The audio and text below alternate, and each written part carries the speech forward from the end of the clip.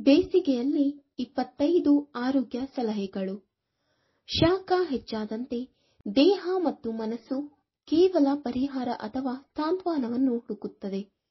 ಅಂತಹ ಪರಿಸ್ಥಿತಿಯಲ್ಲಿ ನೀವು ಸುಡುವ ಶಾಖದಿಂದ ಪರಿಹಾರವನ್ನು ಬಯಸಿದಾಗ ಈ ಸಲಹೆಗಳು ನಿಮಗೆ ತುಂಬಾ ಸಹಾಯಕವಾಗುತ್ತದೆ.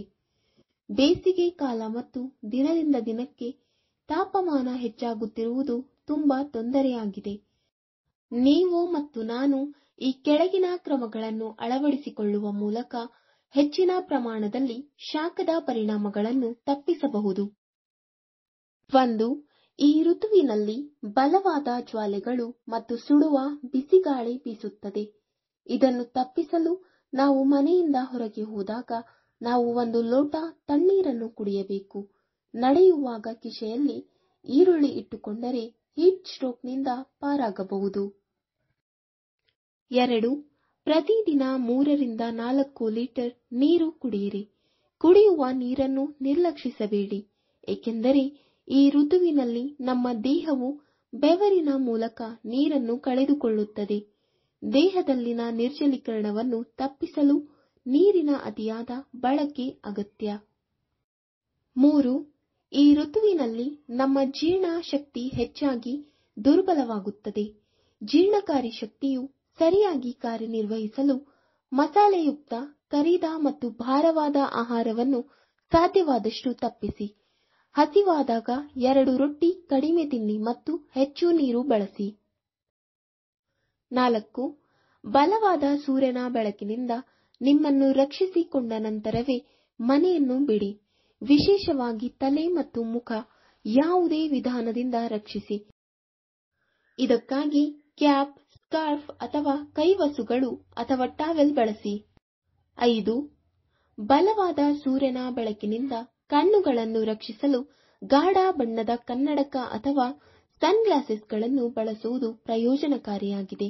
ಉತ್ತಮ ಗುಣಮಟ್ಟದ ಸನ್ಸ್ಕ್ರೀನ್ ಲೋಷನ್ ಅನ್ನು ಸಹ ಬಳಸುವುದನ್ನು ಖಚಿತಪಡಿಸಿಕೊಳ್ಳಿ. 6. ಬೆಳಿಗ್ಗೆ ಬೇಗನೆ ಏಳುವುದನ್ನು ಖಚಿತಪಡಿಸಿಕೊಳ್ಳಿ ಮತ್ತು ತಾಜಾ ಗಾಳಿಯನ್ನು ಸೇವಿಸಿ. 7.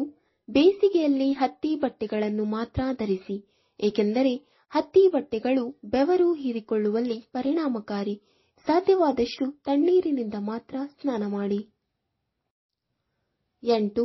ಯಾವುದೇ ಸಂದರ್ಭದಲ್ಲಿ ಏನನ್ನು ತಿನ್ನದೆ ಮನೆಯಿಂದ ಹೊರಗೆ ಹೋಗಬೇಡಿ. 9. ವಿಪರೀತ ಶಾಖದಲ್ಲಿ ಋತುಮಾನದ ಹಣ್ಣುಗಳು, ಹಣ್ಣಿನ ರಸ, ಮೊಸರು, ಮಜ್ಜಿಗೆ, ಜೀರಿಗೆ ಮಜ್ಜಿಗೆ, ಜಲ್ಜೀರಾ, ಲಸ್ಸಿ, ಮಾವಿನಕಾಯಿ ಪನ್ನ ಅಥವಾ ಮಾವಿನ ಚಟ್ನಿ ತಿನ್ನಿರಿ. 10. ಮುಂಜಾನೆ ಬೇಗ ಎದ್ದು ಯೋಗಾಭ್ಯಾಸ ಮಾಡಿ. ಇದರಿಂದ ಶುದ್ಧ ಹಾಗೂ ತಾಜಾ ಗಾಳಿ ಶ್ವಾಸಕೋಶಕ್ಕೆ ತಲುಪುತ್ತದೆ.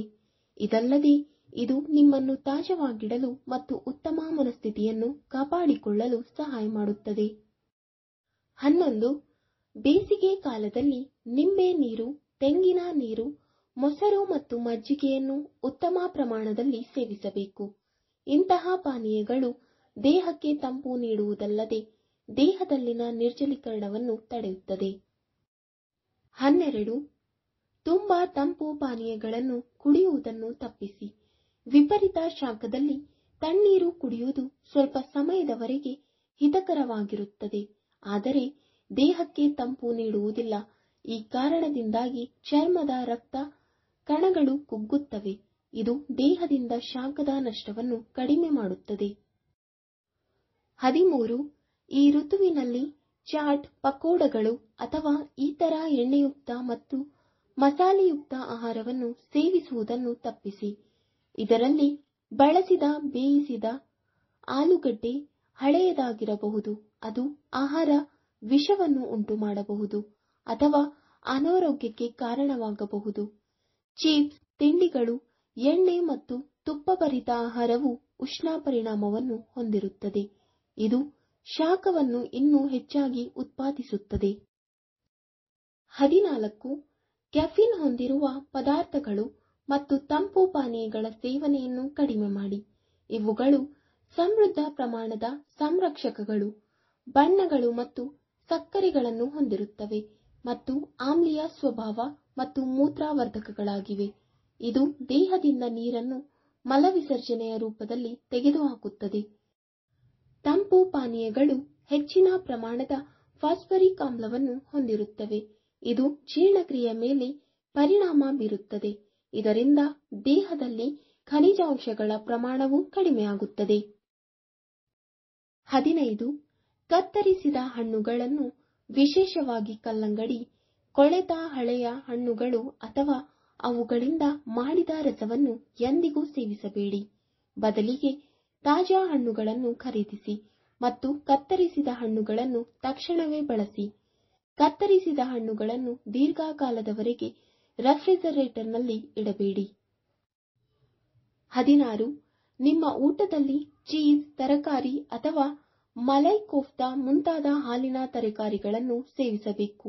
ಇಂತಹ ತರಕಾರಿಗಳು ಬೇಸಿಗೆಯಲ್ಲಿ ಬೇಗನೆ ಹಾಳಾಗಬಹುದು ಮತ್ತು ಸೋಂಕಿಗೆ ಒಳಗಾಗಬಹುದು ಮತ್ತು ನಿಮ್ಮನ್ನು ಸೋಂಕು ಮಾಡಬಹುದು. 17. ಬೇಸಿಗೆಯಲ್ಲಿ ತಂಪಾಗಿರಲು ತಿಳಿ ಬಣ್ಣದ ಬಟ್ಟೆಗಳನ್ನು ಬಳಸಿ. ತಿಳಿ ಬಣ್ಣಗಳು ಕಣ್ಣಿಗೆ ತಂಪು ನೀಡುತ್ತದೆ.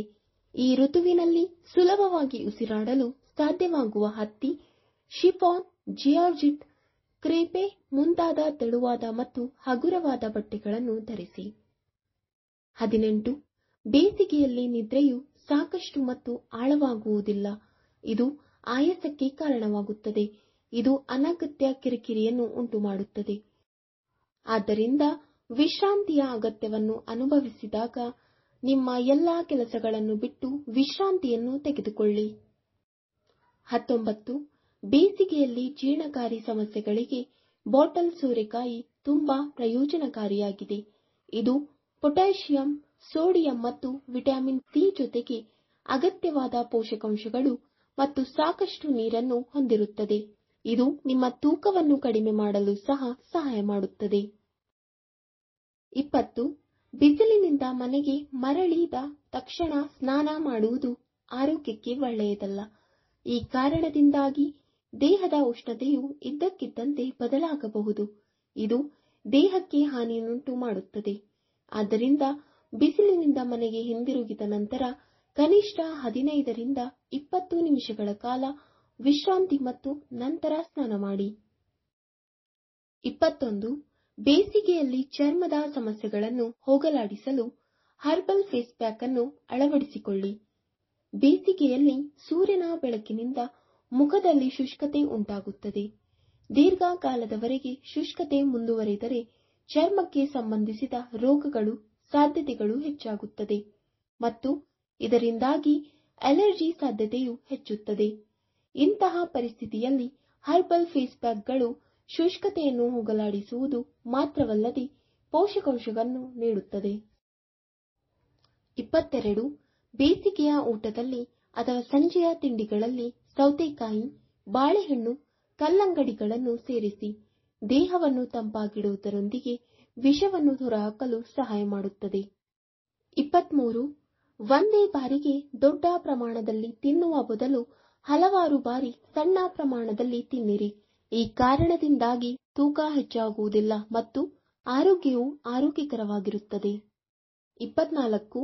ಬೇಸಿಗೆಯಲ್ಲಿ ತಾಜಾ ಸಲಾಡ್ ಮತ್ತು ಹೊಸದಾಗಿ ಕತ್ತರಿಸಿದ ಹಣ್ಣುಗಳನ್ನು ಸೇವಿಸುವುದು ಪ್ರಯೋಜನಕಾರಿ. ಮೊದಲೇ ಕತ್ತರಿಸಿದ ಹಣ್ಣುಗಳು ಮತ್ತು ಸಲಾಡ್ಗಳನ್ನು ಸೇವಿಸುವುದು ಆರೋಗ್ಯಕ್ಕೆ ಹಾನಿಕಾರಕವಾಗಿದೆ.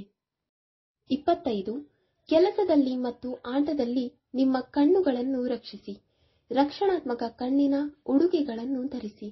ಹೊರಗೆ ಹೋಗುವಾಗ ಕನಿಷ್ಠ 99% ನೇರಳಾತೀತ ಎ ಮತ್ತು ಬಿ ಕಿರಣಗಳನ್ನು ನಿರ್ಬಂಧಿಸುವ ಸನ್ಗ್ಲಾಸ್ ಧರಿಸಿ. ಅಲ್ಲದೆ ಕ್ರೀಡೆಗಳನ್ನು ಆಡುವಾಗ ರಕ್ಷಣಾತ್ಮಕ ಕಣ್ಣಿನ ಉಡುಗೆಗಳನ್ನು ಧರಿಸಿ. ವೀಕ್ಷಕರೇ, ಈ ವಿಡಿಯೋ ಇಷ್ಟವಾದಲ್ಲಿ ಲೈಕ್, ಶೇರ್ ಅಂಡ್ ಕಮೆಂಟ್ ಮಾಡಿ. ಮುಂದಿನ ವಿಡಿಯೋಸ್ಗಳಿಗಾಗಿ ಚಾನೆಲ್ ಅನ್ನು ಸಬ್ಸ್ಕ್ರೈಬ್ ಮಾಡಿ. ಧನ್ಯವಾದಗಳು.